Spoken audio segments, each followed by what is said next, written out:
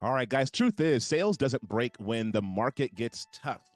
It breaks when leadership gets quiet, reps lose clarity, and no one knows what good looks like anymore. Welcome, guys, to Lunch on Me, the sales show that serves real sales strategy while you grab a bite. I'm Justin, and this episode, we're breaking down exactly how to build a resilient sales team that keeps pushing, closing, and showing up even when the market feels uncertain. And here's what we're going to cover over the next 15 minutes, y'all, okay?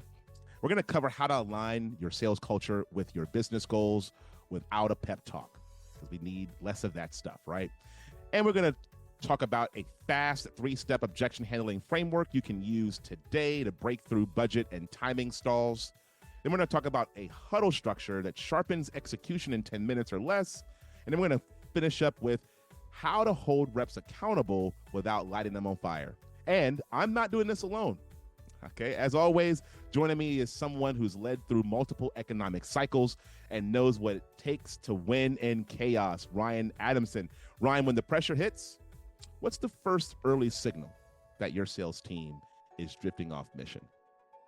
Well, first indicator is your pipeline starts to get a little bit stagnant or starts to trend in a flat or downward position. That's when you know there's something going on. All right, so kind of digging deep into like a pipe into pipeline. When we understand the workings of a pipeline, the sales cycles inside of them, and we now know that that's the actual thing, that's the early signal. Now we need to kind of align the culture to our business goals, right? So culture is kind of easy to talk about when it comes to pipeline, but it's hard to keep aligned under pressure. So how do you keep a team dialed in the bigger picture once those pipelines start to shrink? Well, I think the key for leadership is to make sure that they're constantly reminding the team not just what they're selling, but why they're selling. Oof. Why it matters to the customer and the impact you're trying to make on the customer. Because if you're not making an impact in the market or for your customers, then it's really hard to stay motivated and keep doing the things you need to do to get them to understand and see that value and see that impact that you're trying to make. So I think that's the most important thing, is for leadership to reinforce why customers can benefit from your solutions, why you're building the business that you're building, and then make sure that your KPIs and your key metrics that for success are aligned to not just only your success, but to your customer success as well. You know, you're absolutely right. And you talked about KPIs, because I think a large part of it is, I had a conversation with a potential client that talked to me about, just not having a sales process. Like, oh, we only, like, we don't even track our email open rates, right? Like, how do you know? And so there's so many things that you can be doing in this period, especially when the pipeline dries up. If you're not tracking things extremely hard during this period, because now every opportunity matters, Ryan, right? So if we're not tracking this stuff, if we're not holding them accountable and creating a culture of accountability during these downtimes, things can get real shaky. And so I want to ground this in some execution, right? So if you're a leader, or even if for yourself, if you're looking for a way to align with business goals during let's say a huddle, and if culture doesn't show up in these daily executions, it's really just marketing. So here's what I want you to focus on. One clear focus for the day, all right? Choose a single behavior or a metric for that day. Example, today we're just gonna work on 3 new discovery calls booked before 2 p.m. All right, that's what we're gonna focus on today. Then we're gonna focus on 1 daily huddle, Ryan, all right? Because I said this before and I'll say this again. When you start mentioning role play to professionals, they like spread like cockroaches, right? But we gotta get that practice in, because during these times, again, every opportunity matters. So pick 1 objection or 1 challenge that the team needs to beat and practice it. And then, Ryan, I think the last thing we need to do is have that accountability loop. Everybody needs to report their progress by 4 o'clock. I need to know where you guys are. And the goal is not perfection, it's clarity and momentum in these short cycles. All right. So now, Ryan, let's talk sales process. So it's easy to abandon the process when the market feels unpredictable. Or how do you keep the process tight without making it feel robotic? Well, I think that's the key is to make sure the team understands that even though the market's a little bit volatile and there's things that are moving and we're not sure what's going on, the most important thing is to maintain a consistent process because you can't identify where things um, are needing to be adjusted or changed in order to achieve a better outcome if you don't have people maintaining a consistent process throughout the time period. So I think that's the most key thing is just don't don't let everybody panic and go in different directions and try different things all at once. You want to keep everybody consistently doing the same thing and measuring the results as you go there so you can identify areas that need to be addressed. Man, you said a mouthful. Like I was literally like just jumping out of my seat trying to get. Did you guys hear that?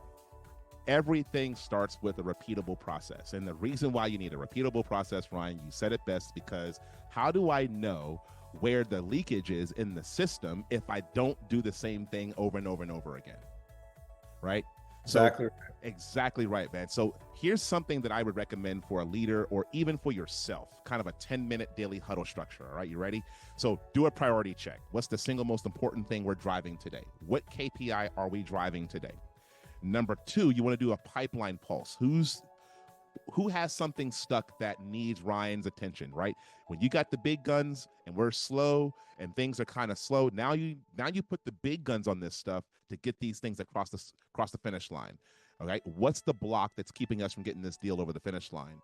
And then we have a rapid fire role play, right? One rep, one objection, one clean rebuttal.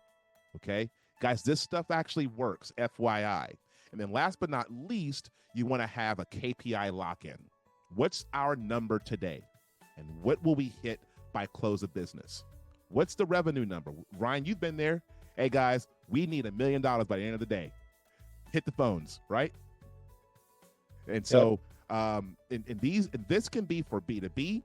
So for example, if you're looking for some daily KPIs to monitor, one of them, and this is for SaaS or B2B, new conversations started, discovery calls booked, demos completed, pipeline progression. Did we move a pipeline or move a deal to the next stage of the pipeline? And then, of course, the top 3 objections we're hearing on the phones. Did I miss anything, Ryan? No, those are great ones that you definitely want your team to be tracking on a daily basis so that you can understand, like I said, and pinpoint where the challenges are and what's going to work and what's not so that you can share that with the rest of the team. That's awesome. That's awesome. So last piece, accountability. The last piece is going to be accountability. So you've managed some big teams before, and I know, and accountability is hard, especially when the teams are pretty big. How do you create accountability without micromanaging or burning out your reps in this period of time?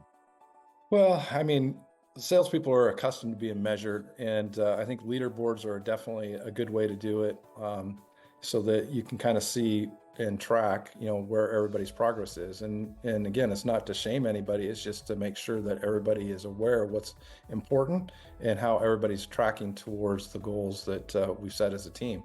So I think leaderboards are a good, visible way to make sure that everybody sees what everybody else is doing and I use them to not only track activities and results, but also to track, like you said, customer feedback, objections, competitive things that are coming up, or competitors themselves that are consistently in deals or in opportunities that you're working.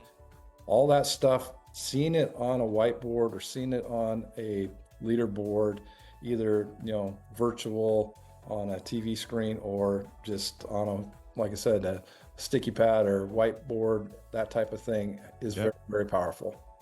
It's powerful because you got to see it, man. If you're not immersed in the culture of sales, right? There's got to be a leaderboard. Salespeople are competitive by nature, especially your A players. If your A players aren't competitive in some way, shape, fashion, or form, you don't have an A player. And if they have a leaderboard, you got to have something to strive for. We're all prideful people, right? Everybody wants to do a good job. Nobody wakes up in the morning, getting paid 6 figures and says, you know what, I want to suck today. How about today I just suck? No one does that. So everybody has something to drive for, and you got to create that culture, like Ryan said earlier, of accountability and everybody is seeing everybody's results, especially when you're in high stakes sales like this. So something, Ryan, that I know happens a lot, and we're about to wrap this up, is when we start dialing for dollars, you're going to get objections. You're going to get a lot of objections. All right, y'all. And so something I want to help you guys do, I just gave a live on objection handling. And on Tuesday, I have a masterclass that's live at 11 a.m. Go to my LinkedIn page for more. But one of the things that I believe heavily is you got to get past these objections, because you're going to get a ton of them as you start dialing.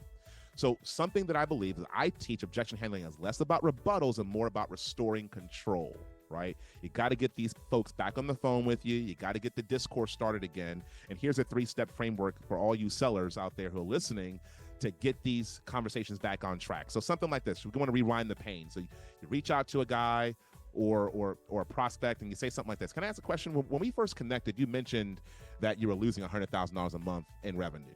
Is that still a priority for you right now to fix that problem? Of course. No, not. What does it cost the business time, money, or growth if nothing changes in the next quarter? So now you want to expand the cost of inaction. So number 1, rewind the pain. 2, expand the cost of inaction. What does this cost the business, brother, if we don't get back on the phone and solve this problem? And number 3, now we want to co-create the path forward, Ryan.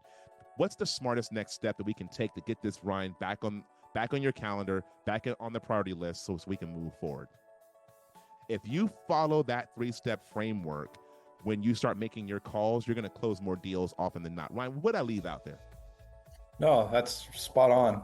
And I think anytime you can rewind the pain and show them the cost of that inaction, you're going to get more attention and more focus on that issue. Absolutely. Now, to end your day, to end the day, everybody's happy, everybody's good. We're all, we with dial for dollars, the Blitz day was successful, right? What's the biggest, now we want to end our day as a good leader, you want to really understand what your people did. What was the biggest win for today? What was the biggest block for today? And what's the one thing you'll try differently tomorrow? If you leave your desk and you write those things down and you internalize them, you're going to have a better, more successful day. And those are what the real elite salespeople do. They actually monitor, track the results, and then hold themselves accountable. I'm not going to wait for Ryan, my executive, to hold me accountable. I'm going to hold myself accountable first. And so this turns the pressure into reflection, and then reflection into improvement. Ryan, what you got before we close this thing out? Great suggestions, Justin. And I think, as leaders, we just need to make sure that the team understands rationale behind any changes that we make, right? Or suggest the team makes. So everybody's on the same page. Everybody understands what we're trying to accomplish, the importance of the value that we're trying to bring to our customers. And, not just that we're trying to sell them something, but we're trying to, make an impact in their business. And to do that, we got to be resilient. We have to be focused. We have to measure our progress and be willing to do what it takes to move the business forward. You're absolutely right, Ryan. You're absolutely mouthful, my friend. If your team has been feeling scattered or reactive lately, this is your sign that structure beats motivation every single day. And really what I'm saying is discipline will beat motivation any day. And the best sales cultures, they're built one focused day at a time. The best ones are built one focused day at a time. If you want to go deeper, join me on Tuesday. I have a masterclass that I'm having on Tuesday, and I'm diving into objection handling, discovery, and call control strategies designed to help you close more even when your prospects are holding back. Go to my LinkedIn profile, hit the link, and register. It's free, but the seats are limited. I believe I only can get 100 in there, I think. And Ryan, this has been an amazing episode. I cannot wait to go into next week. Thank you guys for joining us with Lunch on Me. My name is Justin with my host, Ryan Adamson, and we will see you guys next week. Thanks, Justin. Thanks, Ryan.